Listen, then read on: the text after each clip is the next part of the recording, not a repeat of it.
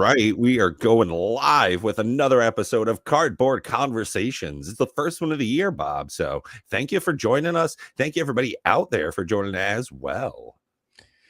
Yeah, I mean, sorry for the lateness, folks. I don't like to be tardy, but sometimes the technical bits and bobs just seem to have a mind of their own. Whether I want to be here with you on time or not, sometimes the computer says, "Nah, not gonna." Feel that. So, I don't really like. Well, I'm glad you made it into the new year. You didn't lose any fingers, did you, with all the fireworks and whatnot? Oh, no. And I didn't lose any weight either, so. Yeah. Well, I feel you there. Unfortunately. Well, I did lose a little weight, actually.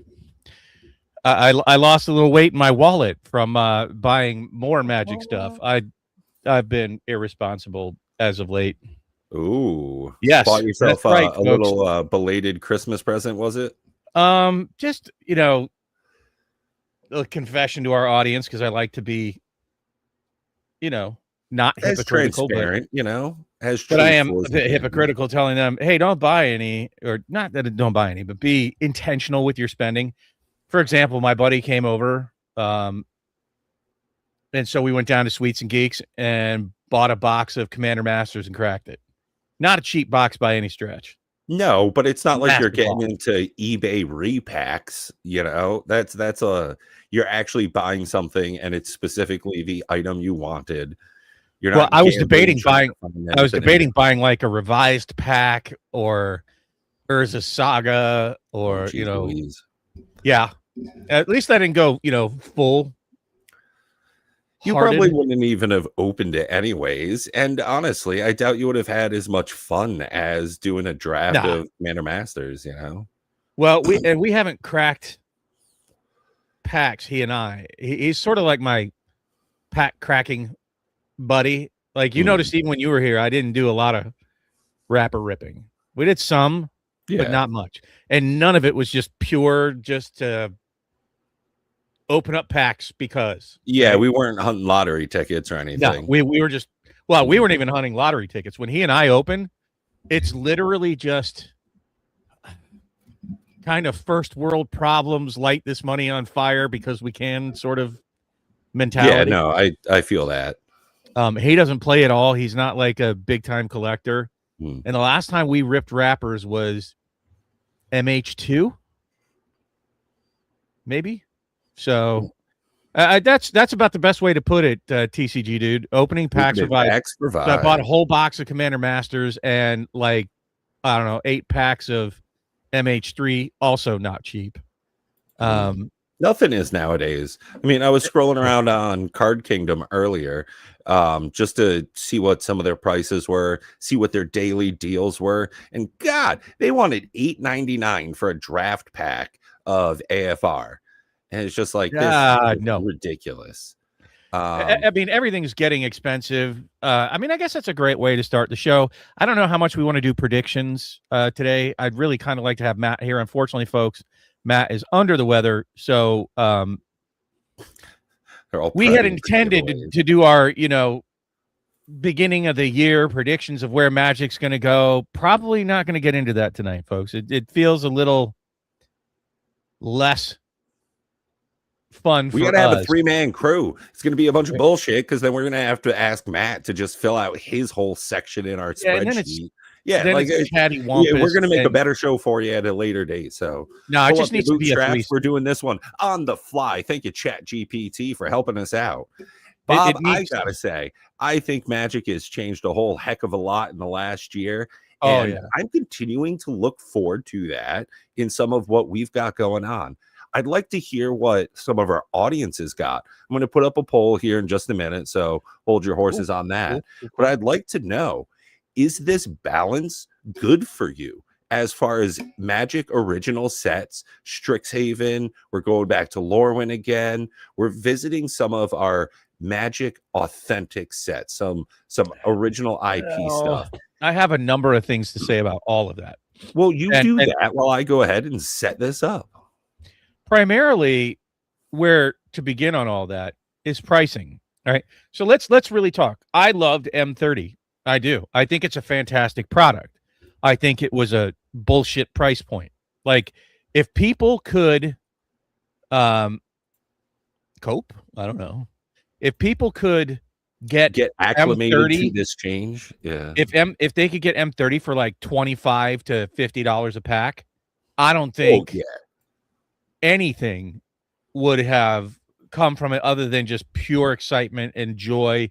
And they needed to, print it a lot and make it more available, right? But what we're heading into, and I was just pointing that out, now we're getting into the territory where, like, even before the show, so I'm gonna, kind of pull the curtain back a little bit here. And Pat had said he doesn't think that the singular the singular serialized card is going to be enough to buoy the prices of Lorwyn. And it's out of 500. They're just doing the single type of printing for it, so it's going to be so incredibly rare.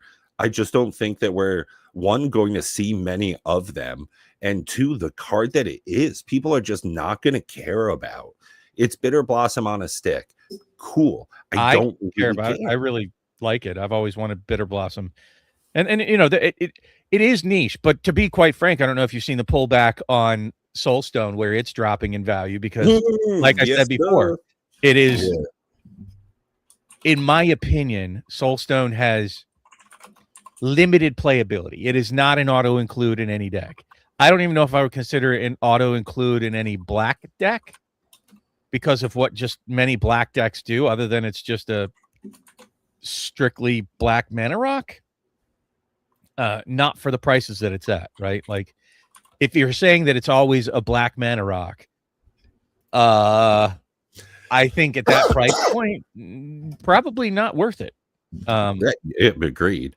And something hopefully we can agree on is statistics, just straight numbers. So we've got a live poll up for you. We want to know, is the upcoming mix of IP versus Universes Beyond good for 2026? Let us know. We've got yes, no, and too many Universes Beyond.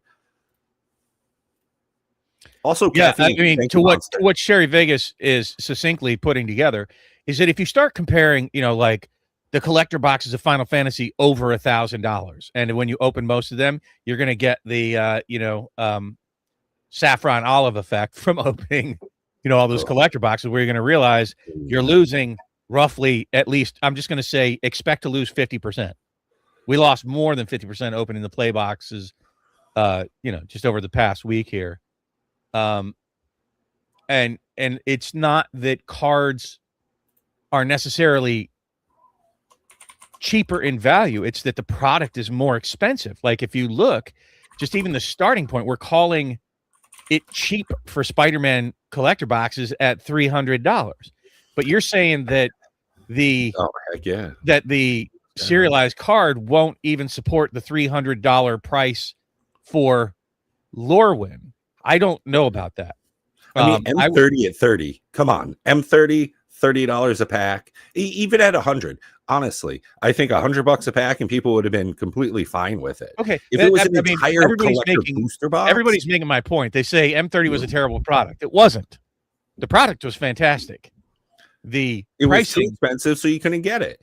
And then the pricing was, anal docking, for us. It was completely out of tune with it. Felt to the point, and Boy Blue, you're totally right. It felt like a ripoff because you were spending $250 for each booster pack in the box, which we're gonna say is a freebie. You get packaging for nothing.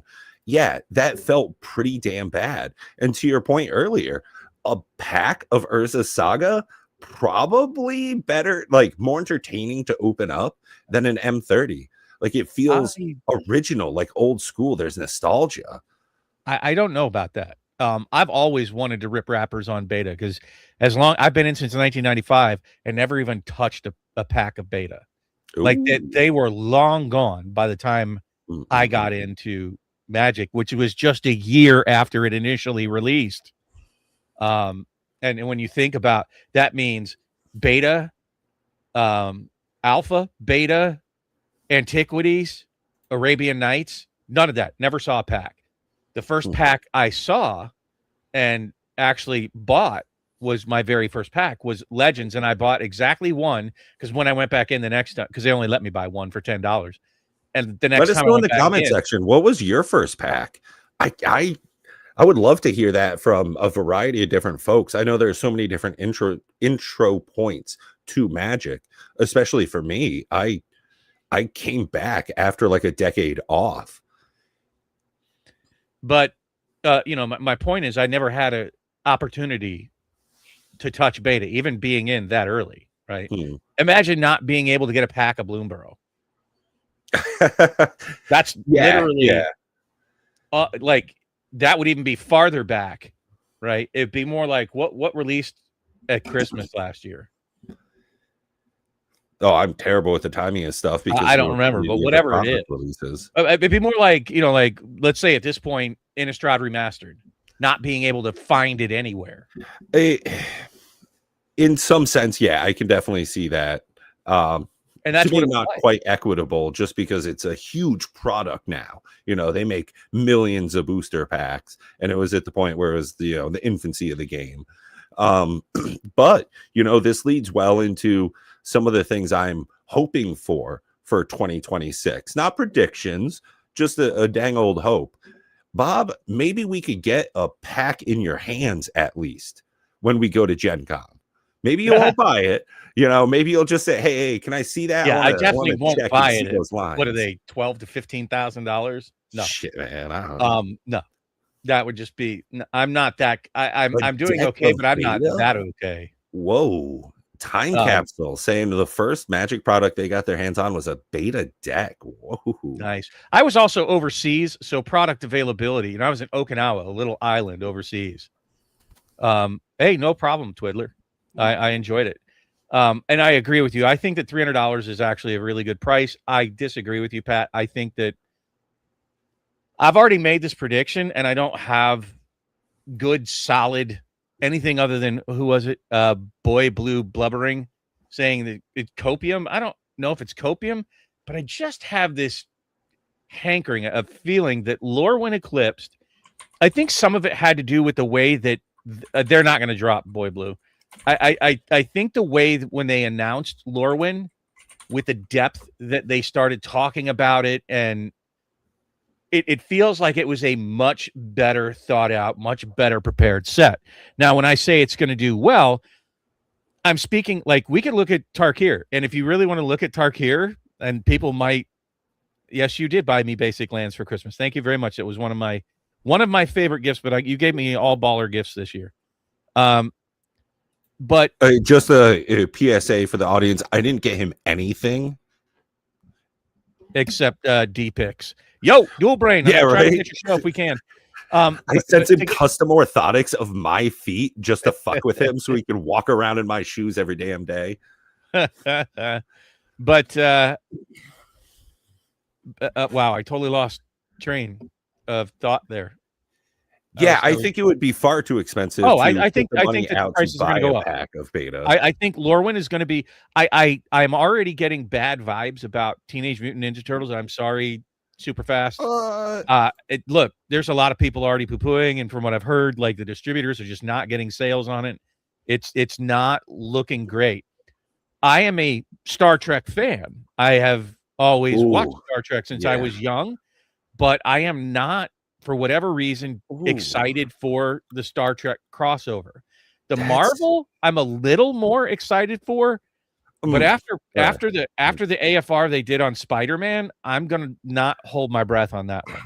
I gotta say, I'm definitely looking forward to the Marvel superhero set. Even though when you look at the prediction spreadsheet, you'll see my more honest opinion there. Stay tuned for next week, guys. Yeah, I mean, I'm just trying to gloss over it, but in order for me, my big interest in Marvel is what will the connection to the previous Secret Lairs that did so dang well. They were quite impactful, and some of them still are. Storm, looking at you. Wolverine, you're a bad boy there too. What are those going to do when the new set comes out? Because I've got the full bundle and the arcane signets to boot. So I'm just wondering, some of the few products that I still have that I am looking to offload, what's that going to do? What's the movement for that going to be? Not a prediction, it's a hope. Yeah, I mean, that's more like prognostication there. But Yeah, at dude, any Ed, we rate, got to hang out like next time I come down to Connecticut. We're gonna make this happen one day. We're gonna go to a flea market together. well, I'm not going to MagicCon, but I might come out to your neck of the woods in the next couple of years. There, Dual Brain. I have to check out my schedule and see how things go. I'm trying to organize something to get out to that New England area, but I look, I don't know what to say about Marvel. They're kind of all over the map with that at the moment. So I really don't want to touch it. But what I'm saying is I think Lorwyn being an in-house IP, the reveal when they had it felt very stapled together. Like it was, or not, I don't want to say stapled together. It was put together very tight. It felt like it was a proper set. Like, and from what I understand, this was supposed to release last year, so they've had all kinds of time to work on it and get it right. And I think, do you think they did though? Do you think that even though they were given all this extra time, do you believe that their team assigned to it wasn't just taken off the product, that, hey, we're done with it, we're going on to the next? 100%. If it feels like a passion project, I think that they're closely guarding their own in-house IP, meaning they don't want to F up their own IP. I think that they have been burned by Aether Drift, and no offense, Outlaws of Thunder Junction, the hat sets. They're just not as well received in the community. But an old school Lorwyn revisit in-house IP, I think they don't want to F it up.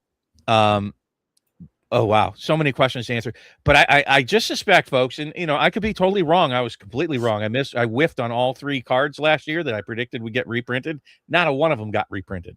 Well, let's do a little bit of housekeeping. Let's go ahead. Let's close out that poll. We've had this going for 10 solid minutes, and it seems as though very few people, only 20% of folks, think that yes, the upcoming mix of internal in Universe Magic products versus Universes Beyond are good. Only 20%. We've got 80% saying no, between too many Universes Beyond at 50% and a straight no at 30%. So thank you guys for your input on that. It's good to gauge the audience. Yeah, and, I'll be honest with you. I didn't answer it, but you could add more to the no, because I think there's too many.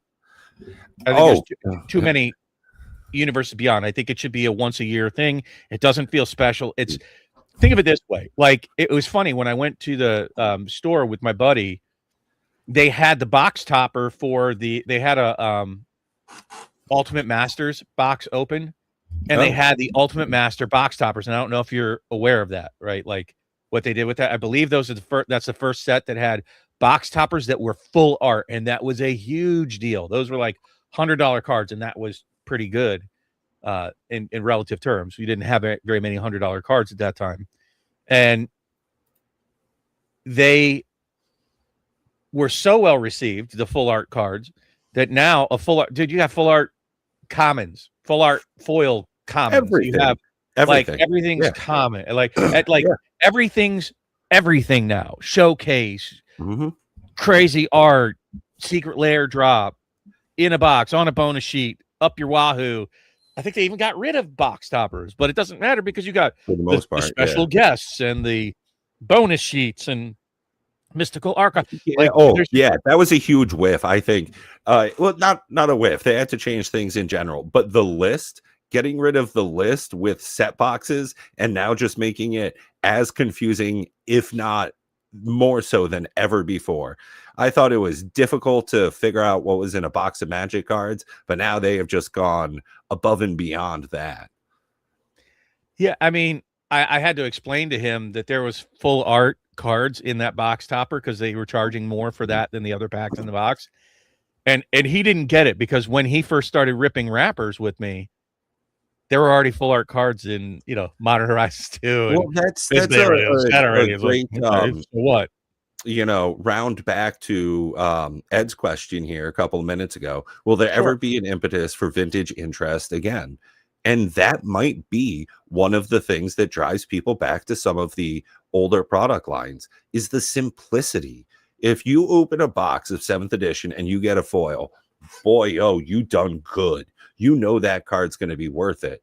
Nowadays, you open a pack of collector, every single card is a foil. A token's foil. Like, you get double-sided foils, the only flat cards in a lot of packs, but it just takes away a lot of the excitement when everything's special. First of all, I'm going to say that I don't ever see an impetus for newer players to tackle vintage.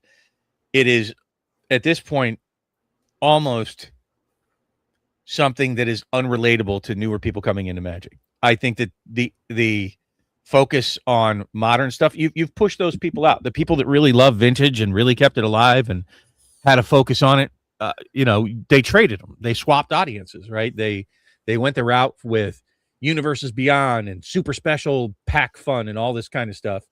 Well, yeah, people are priced out. It's some people are and some people aren't. Like, there's still reserve list cards you can get for like $1. It's like saying, oh well, people retire with $1 million. Yeah, 3.2%. But you don't want only three to appeal to 3.2% of your audience in Magic. It becomes tone deaf, because for every one of those 3.2% that drop out or die or move on or whatever, retire and sell off their collections, you can't replace them. You need thousands of people to replace them with the buying power, with the game piece army. And they have swapped out a large part of the audience that has been with Magic for years and years. And like for example, set collecting. Let's talk about that, right?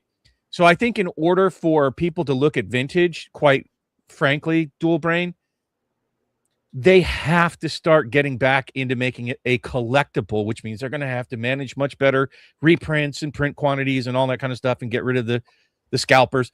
But you have to make it somehow collectible again. And people just don't collect sets. You've got to trim out all the fat with the 8 billion versions of things. What does it even mean to collect a set nowadays? Honestly, I don't know. Because Moxman was talking about it and said that he knows multiple people that were completing their full set of Final Fantasy, and I'm like, bullshit, because full set would include a serialized chocobo. Yeah. And that's not real. So they have to start making sets collectible again. They have to start driving that, have a reason. I enjoy this leaf veiled boy. I mean, don't get me wrong, dude. I think Magic the Gathering has more mechanics than ever before, so it in some senses is a better game than ever before, in some senses. And to a lot of folks, to you, I'd imagine, that it's way worse off because of the air quote Fortnite-ification of Magic. It's not what it used to be. Magic the Gathering used to be a fully contained intellectual product and game system. And now it is a game system. It is like Grand Archive or Vice Schwartz, where mana usually goes in the top right hand, the card name usually goes in the top left, and it says what it does in the middle-ish. And now it's going to be all sorts of different stuff, literally Fortnite, if we can, hopefully Mortal Kombat at some point. It's changed a whole heck of a lot, and that's something that I would love to have a more in-depth conversation about. The shape of Magic, it's not a circle. It's now a Venn diagram, 3 or 4 different circles stacked on top of each other. Well, wow. I mean, we're going to have to kind of tackle some of these topics in the chat. Josiah Davis, your question at 729, get rid of scalpers. How?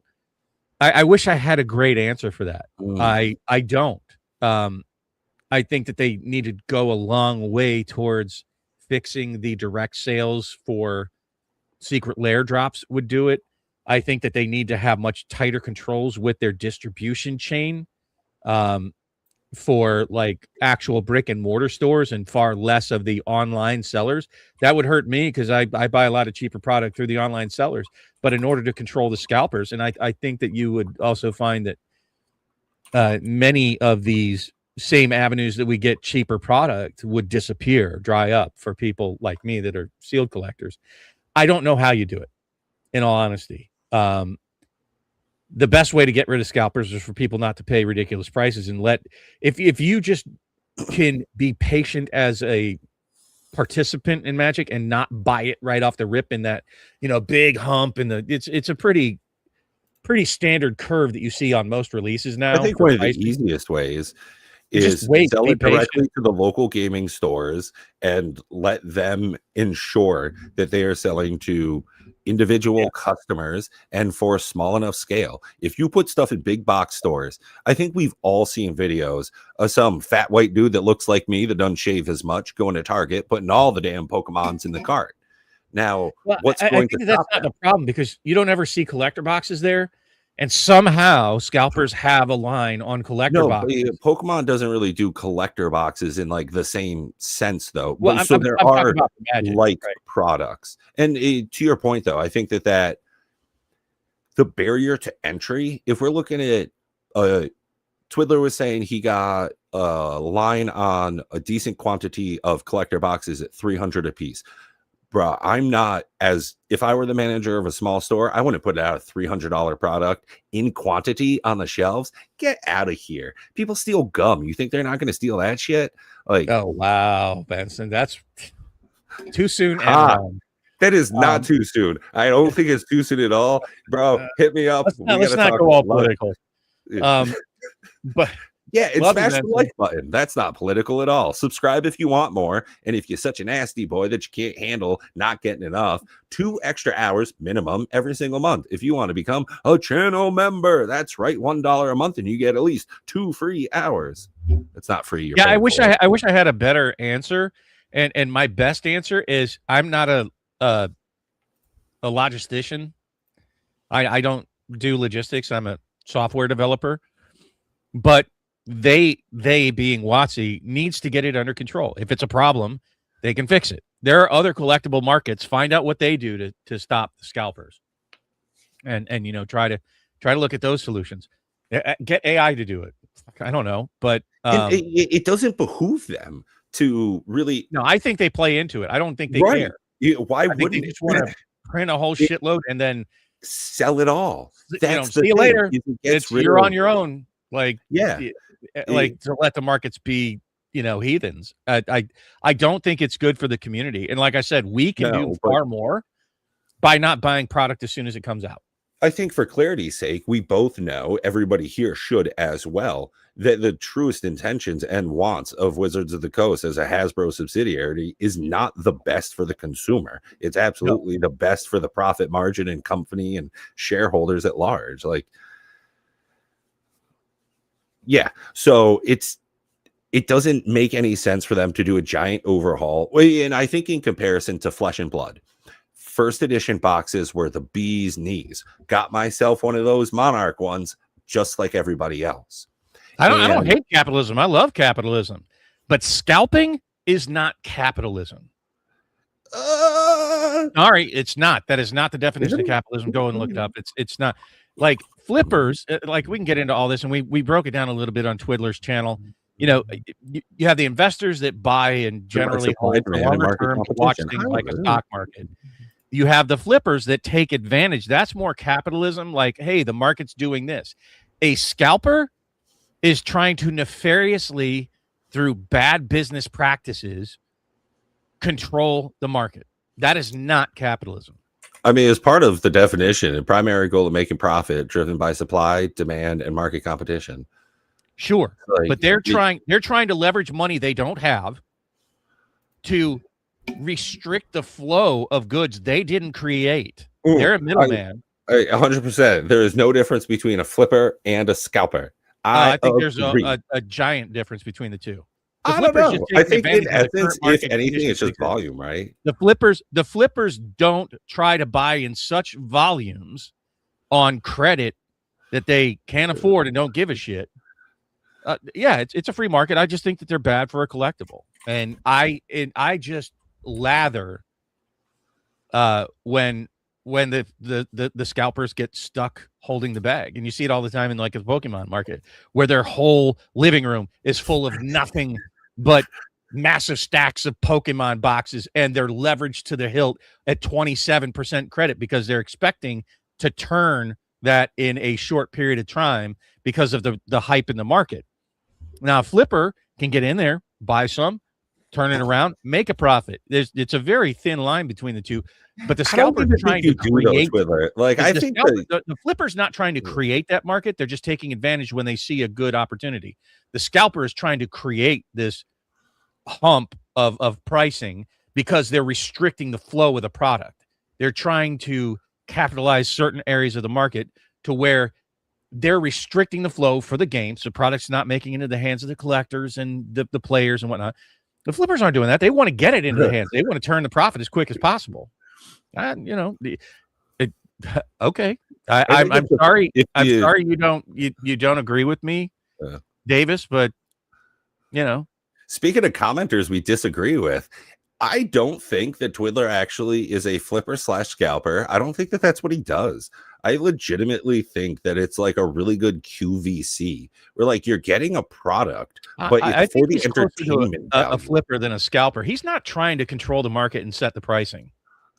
Well, I'm American enough that I'm a veteran of 2 wars and 10 years in the active duty military. So, I'm about as American as it gets. I don't agree with your opinion, but I'm not going to call you anti-American for having a difference of opinion. That's literally what being an American is all about and defending the Constitution. But I appreciate that you have your vantage point and your viewpoint and your opinions, and I fought for your right to have it. But I don't hate capitalism. I love capitalism. Yo, Core. Hey, Coach. Glad to see you, buddy. At any rate, I think that they need to get better controls on that, where you have the people that have the bots that are buying out Amazon drops within tenths of a second of them hitting it, and buying out the secret lair drops with hundreds of different IPs. That was one of the breaking points for me. Under control. And one of my biggest investments into Magic was the Amazon pre-order jazz. The second something comes up, I'd lock in some good prices. A couple of times I even waded through the lines and did that weird backdoor trick on the secret layers. But now with the advent of everybody just being able to buy their own personal shopping bot, bro, it is ridiculous. And I mean, don't get me wrong, I can't solve a recapture for shit. It took me like 3 tries to get in tonight, but still, I think they've got to do something. And it's just that's what I'm talking about. And I don't think that that's flippers or players or collectors, investors that are causing that problem. I think that that's clearly, somebody who's trying to scoop up all the available product with all the possible leverage that they can have. And I just see that differently than some people clearly in the audience, that is what I call a scalper. You as a flipper would never set up 5,000 bots, leverage yourself to where if the products don't sell in a timely fashion, they're going to come repo your car. Like I think that in any of our audience like categories, except for maybe like the dolphins that we fall into, right? I think that anything above that, they're not really giving a shit about it. But I think far too many people will order stuff that they don't have the money for. If Amazon had a buy now, pay later option outside of their credit card, I think it would just go absolutely nuts. People are definitely doing Affirm, Klarna, all that shit for Magic product. Just the regular buyers. People are just, there's not enough money for people's wants. And I think that's why everybody wants to be rich. I know I do. I mean, whatever. And if people are dumb enough to leverage themselves for Magic, go for it. Hopefully, you're not out on the street. I'm going to give you a scary statistic that I had to show my buddy. And we're both, just as a heads up, when I retire, I may end up starting an actual legit finance channel. And he was even unaware. Are you aware of the fastest growing segment of our population that is becoming homeless, like demographically, age-wise? I'm assuming it's old people. Yes. Like retirement age people, like 60. I think they said 7 years ago, people 50 plus only made up 10% of the homeless population. They now make up over 50% of the homeless population. And what that means is you have cycles of all this doom spending, and they've been doing it since I was young, and clearly I'm not young anymore, where people are like, F it, tomorrow may not come, man, they're going to drop the bomb, blah, blah, blah. Even in the 80s, that's why they came up with that TV show The Day After. And you know, there's always been this sort of doom spending as far back as you can go, where, oh, well, you may not live to see tomorrow, so spend it all today. Well, put it on my tab. What's ending up happening, you know, back in those days, if you didn't have the money, you know, your kids took you in. And for a time when we were fat, dumb, and happy here in the United States, we had the money to pay for old people, and we still kind of do. In the coming generations, it's going to get worse and worse, where Social Security is not going to cover you. So if you're spending your money so irresponsibly that you cannot pay for yourself to live in old age, you very well could end up in the street and dead, starving, whatever. Oh, that's some financier guru I was listening to at some point. It said the only person who's going to take care of old you is young you. So get your shit together. Yeah. And I mean, honestly, it is 100% true. Like, there's no way that my parents are going to take care of me. One can't take care of herself, and the other, well, he ain't going to give a shit about nobody, because that's. And I could look around. I mean, we could go down a very deep rabbit hole here, but the point was these people leveraging themselves to buy Magic cards. Like, that is the way, what I call poor people mentality. Like, that's how poor people think they're going to get rich, by flipping a few $100s here and there. Like, that's not it. You need to become more financially literate and really look at how to build wealth and all that kind of stuff. But flipping product on leverage is a horrible idea. And you might get away with it on one or two products here and there, but your losses will catch up with you. They will eat you alive. Let's put it this way. Let's say you're able to save $1 million in your lifetime. It only takes one hugely bad decision to have fucked up, you know, a lifetime of saving money. Buy that one Lambo, and it doesn't matter that you spent 35 years saving and denying yourself stuff and, you know, putting money in the right place way fucking faster than I could make it. Guarantee you that. That's exactly the mentality that these. Have you ever heard of cocaine and whores? Like, man, I bet I could get rid of them. It's going to be problematic, and that's literally the mentality I think that's bad. Anyways, I don't even really care because it doesn't affect me much. I'm a patient guy, and I watch the product go up, I watch it go down, and I buy what I want when I want at the prices that I want.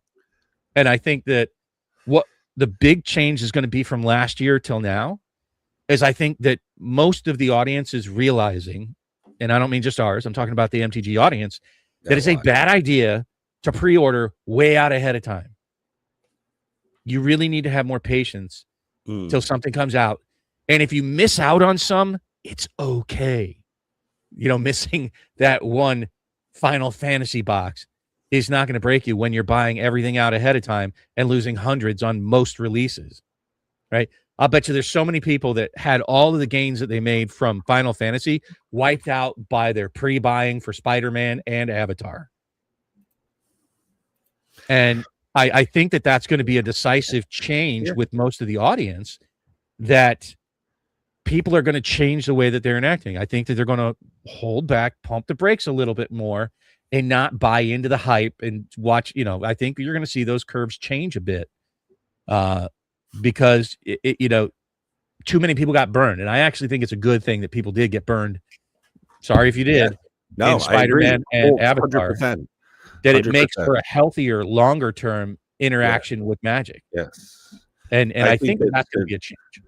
Yeah, I absolutely think that there needed, if not needs, still yet to come, a negative period for Magic the Gathering. There has to be this shedding of the the parasites, pretty much, like all the people that come, I think that'll be a byproduct of it.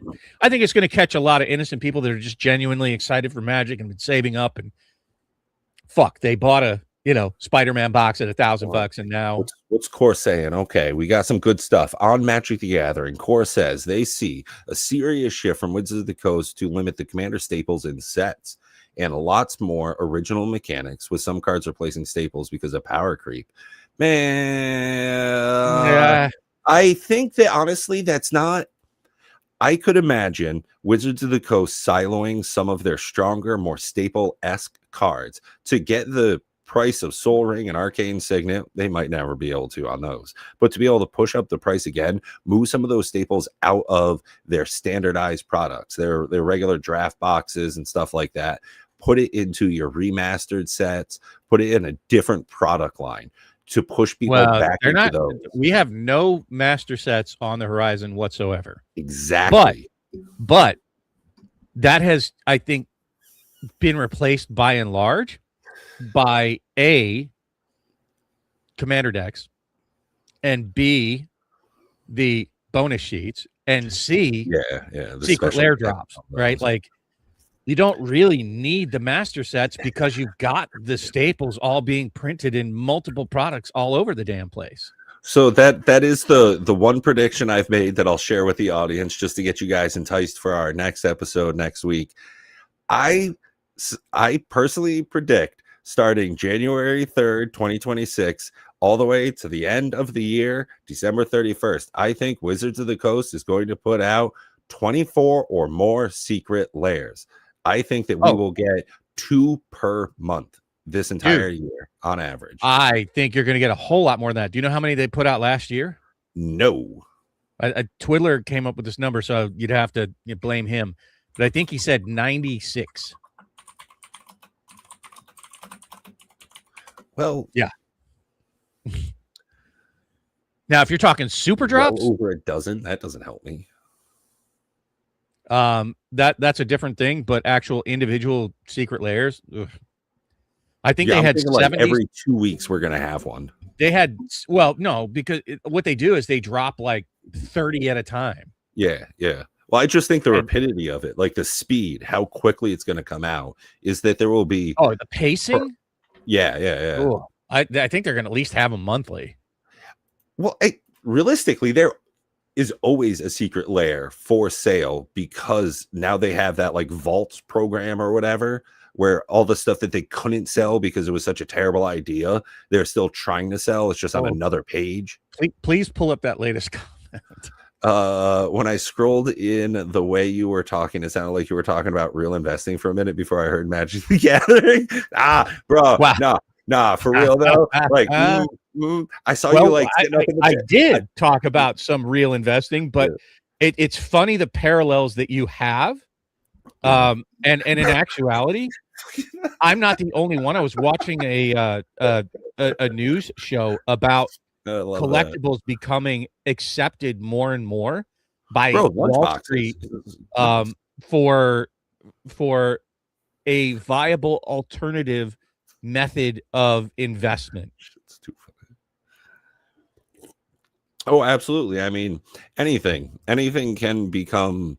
There's. Sure, I agree with you. I mean, that's a really long discussion there, TCG dude.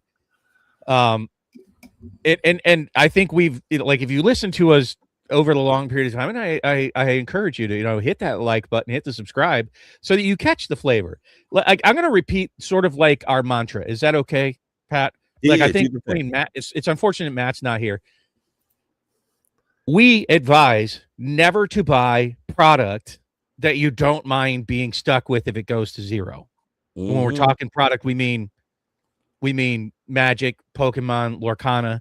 Don't buy it unless you're okay with it going to $0. If you make a profit off of it, well, then good. It is not a great commodity to look at. It's got way too many variables. It has way too much fluctuation. There are way too many uncontrolled variables in the collectible market. Now, if you have enough FU money and all of your tax advantaged accounts are maxed out, like your 401ks, HSAs, whatever country you're from, and you are looking for other places to put your money and you enjoy Magic, then it's not the worst possible. Don't do that, Coach. I'm blocking that guy. Yeah, we don't need that jazz in here. Get out of here with that. I don't know who looks like Justin Breaker. I don't even know who that is. What is a Justin Breaker? Is that a fat dude? It's me. It's probably got to be me. Fat dude. I think that describes both of us, my friend. I'm not offended. Mostly folders. I don't even know how to pronounce that. Mostly folders. A bit of. I don't take offense, even at the guy who was telling me I was wrong. Okay, we all have look. Opinions are like assholes. We all have them, and they all stink. Mm-hmm. But I'm saying that it's a concept. This should not. I'm going to say this loud and clear, and you could clip this, and it could be like a 15-second short. You should never, ever make a collectible your primary method of building wealth. Holy crap. Yeah. No, that's like you could just clip that and like put that right up front. You know, that Jesus, like it's a hobby, folks. It's a game. It also has financial value to it, and you can navigate it in a financially sustainable way, even at high prices. But you have to be patient. You have to study it. You know, just like with anything, to be good at buying Magic, you got to put your homework in. I would definitely steer away from Funko Pops after the Cynthia Williams. But you know, Bob, they're going to become so rare now that the company's shutting down and they're stopping manufacturing. These will become very sought after. But there's already like a bajillion of them in the pipeline. Okay.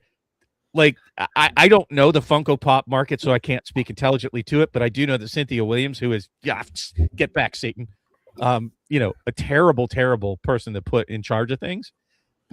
She sold cigarettes real good. Those things are still a pretty hot commodity.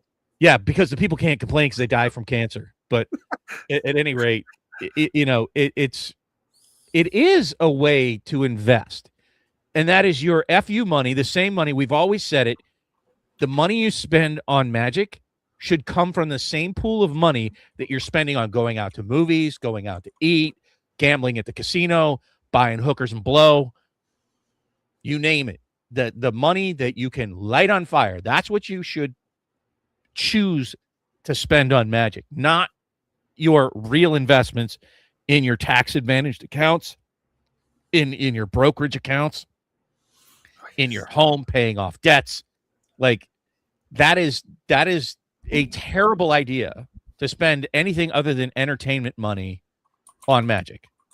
It is a great way to get yourself into a pinch and a bad relationship with Magic. And let me tell you, I've had enough conversations on Discord and through the years chatting with people about Magic. There are many, many sad and bad stories about people spending irresponsibly on Magic and ending up in a bad place. Divorces, ending up to where they're, can't make their car payments, can't make their house payments. That I know content creators that have themselves in that position and beg for money because they're buying product to turn on their channel that they can't afford. That's a bad idea. Dirtman, I hope that you are just, trolling. I don't know what to say. So, for all those naysayers out there, take it from that vantage point that's where we're even beginning from, that the money you're spending on Magic is already money that you can really light on fire. That you open that wrapper and it goes. You have to be okay losing 100% of the money you put into that pile. And if you make money on it, golf clap yourself. Yeah, well, that's exactly it. I grew up going to the casinos. One of my friends growing up, his dad was a pit boss, so we were down there. Dirtman, stop, or I'm going to ban you from the channel. But yeah, going to the casinos, that definitely taught me really early on that it's gambling. Magic the Gathering is straight up gambling. 100%. I still don't understand how it gets sold to children. Same thing with Pokemon, like this whole blind box thing. I don't understand how/why it's legal. They are skirting laws. It's whatever. It's a kid's game, but I equate it more to like rush. I think it's most similar to scratch off tickets. And I see the same mentality of people ripping wrappers and LGSs that you see at the that sketchy ass gas station with a dude on payday. Oh, here I got $10. You give me 10 more tickets. Woo! Well, and like a real addict knows that you don't scratch off the whole ticket. You don't reveal everything. You just scratch off the barcode at the bottom. Just like a real addict opening up a pack of Magic cards knows that you throw away all the commons because you don't give a shit. It's only the stuff in the back. You're just triggering me, my friend.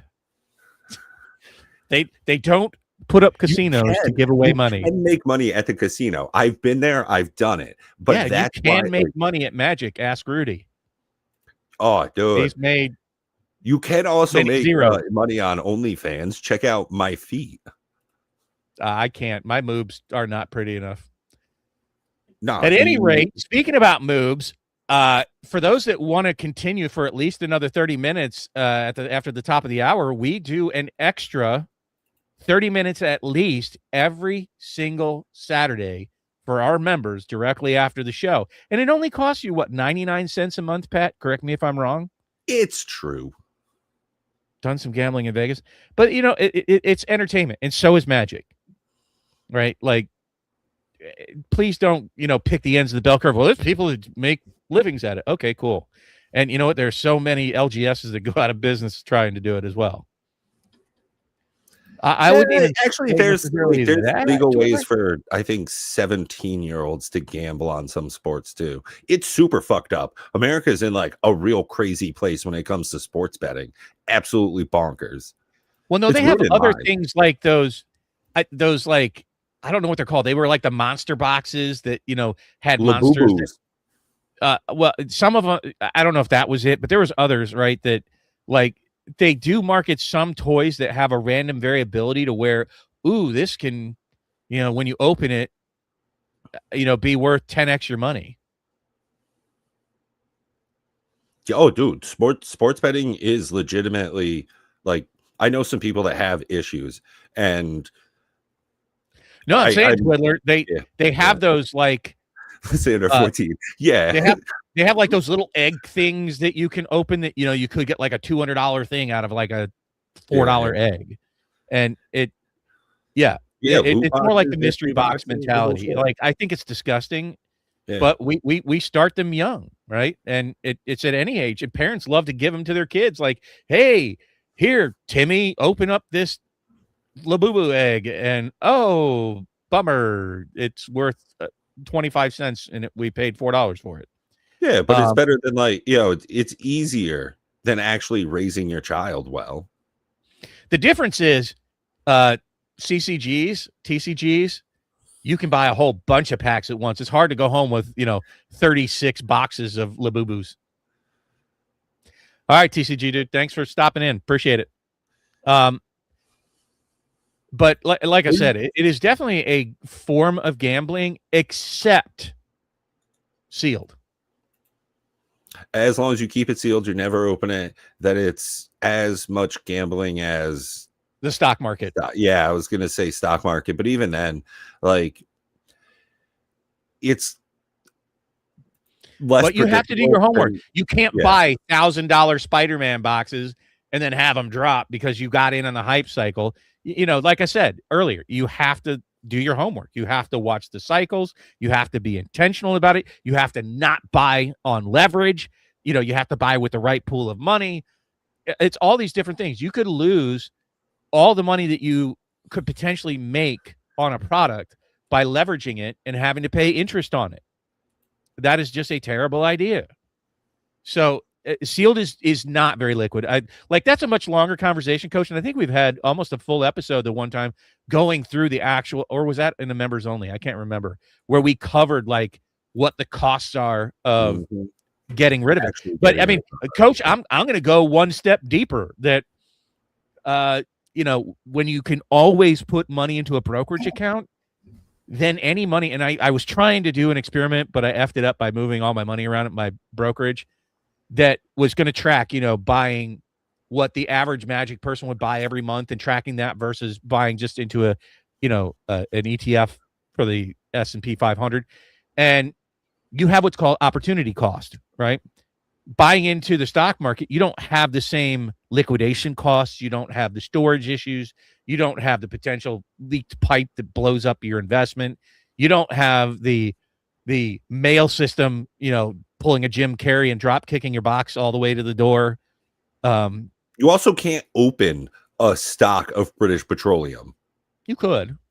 No, I just mean, like, what do you do with a sealed box? You sell it, you sit on it, you fucking open it. You don't get to open one stock of Exxon. You know what I mean? You don't get to interact with it the same way. Not only do you have the same responsibilities. Is it not as sexy? No. Regular, standard, more traditional more stable investments are definitely not as sexy. And what's more important is that watching the market fluctuations takes a solid stomach.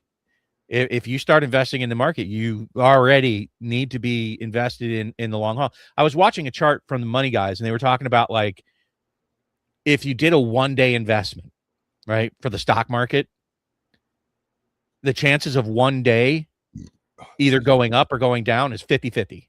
Those are your odds. 50% odds you'll lose money, 50% odds you'll make money.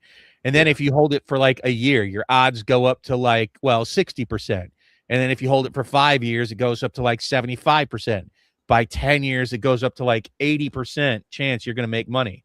And then if you hold it all the way out to 20 years, it was virtually 100% guaranteed you will make money in that span of time.